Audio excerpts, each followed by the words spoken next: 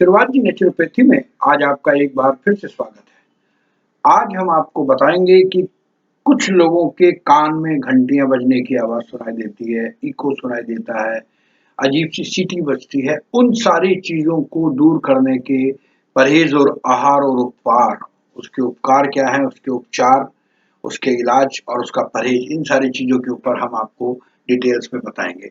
देखिएगा कि अगर आपको क्या खाना चाहिए, सबसे मेन चीज ये कि आपको चाहिए कि आप रक्त संचार को बढ़ाने के लिए, अगर आपको अपने ब्लड सर्कुलेशन को बढ़ाना है तो आप अनानास खा सकते हैं। अनानास आपके लिए, आपके ब्लड सर्कुलेशन के लिए बहुत अच्छा है।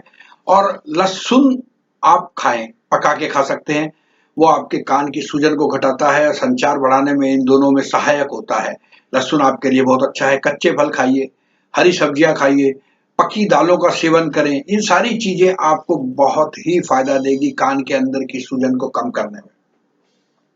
सूखे फल और मेवे खा सकते हैं।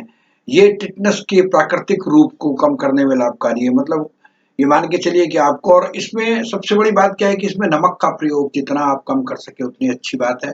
धूम्रपान और शराब का प्रयोग कम करें, यह आपके कानों की ध्वनि को प्रभावित करता है। और एस्प्रिन का प्रयोग ना करें, क्योंकि इससे एसिड बनता है और एस्प्रिन के कुछ कारण से भी आदमी के कानों में घंटियों की आवाज सुनाई देती है।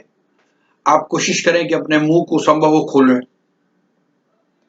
और फिर अपने हाथ को ठोड़ी पर रखकर अपने मुंह को चौड़ा करें। ऐसी स्थिति आप 30 सेकंड तक कर सकते हैं। इसको खोलना बंद करना, खोलना बंद करना, ऐसे करेंगे आप तो इससे भी आपके शरीर में, आपके कान के जो वो चीजें, उसमें आराम मिलेगा।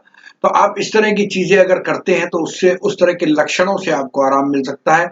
और आप कुछ योग भी कर सकते हैं। आप चाहे तो अधोमुख आसन है, उष्ट्रासन आसन है, मत्स्यासन है और नवासन है। तो ये आसन जो आप करते हैं तो ये भी किसी योग जानने वाले की उसके साथ करें तो बेहतर है, क्योंकि उसके बिना अगर गलत होता है तो उससे नुकसान होता है। और आपको इसके घरेलू उपचार यही है कि आपको चाहिए कि आप व्यायाम नियमित करें और विशांति हेतु समय निकालें। मतलब बहुत शांति से, आराम से समय निकालें और बाहर की ध्वनियों का जो स्तर है वो निम्न रखें। और खिड़की को खुला होना या रेडियो का चालू होना, ये सारी चीजों से थोड़ा सा परेशानी होती है। धनिये के बीज युक्त प्राकृतिक चाय को अगर आप लेते हैं तो आपको टिटनेस में बहुत फायदा मिलता है। तो ये चीजें हमने आपको बताई कि किस तरीके से कान में अगर किसी को आवाज आती है और उसको इसकी प्रॉब्लम है तो उसके लिए कुछ घरेलू चीजें हैं, कुछ इस तरह के आसन हैं, कुछ इस तरह की प्रक्रियाएं हैं, जिसको अगर वो करेंगे तो उनको डेफिनेटली उसमें आराम मिलेगा।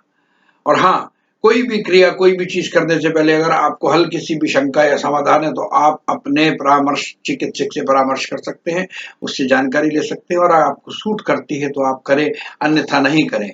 हमारा काम है जानकारियां देना, क्योंकि जरूरी नहीं है जीवन में कि हर आदमी को हर चीज सूट करे। तो डिपेंड करता है। तो उस चीज का आपके लिए रिक्वेस्ट है आप सभी से कि आप कोई भी चीज लेते हैं तो अपने से परामर्श, और अगर नहीं तो एक दिन अगर आप लेते हैं तो थोड़ी सी मात्रा में लेके उसको देखें, अगर वो सूट करती है तो ठीक है, अन्यथा छोड़ दें उसे। हमारे साथ जुड़े रहने के लिए बहुत बहुत शुक्रिया। हमें सब्सक्राइब कीजिएगा, हमें लाइक्स कीजिएगा, शेयर कीजिएगा, और टिप्पणियां तो आपकी बनती ही हैं। हमारे साथ जुड़े रहने के लिए एक बार फिर से आपका बहुत बहुत शुक्रिया। Thank you very much.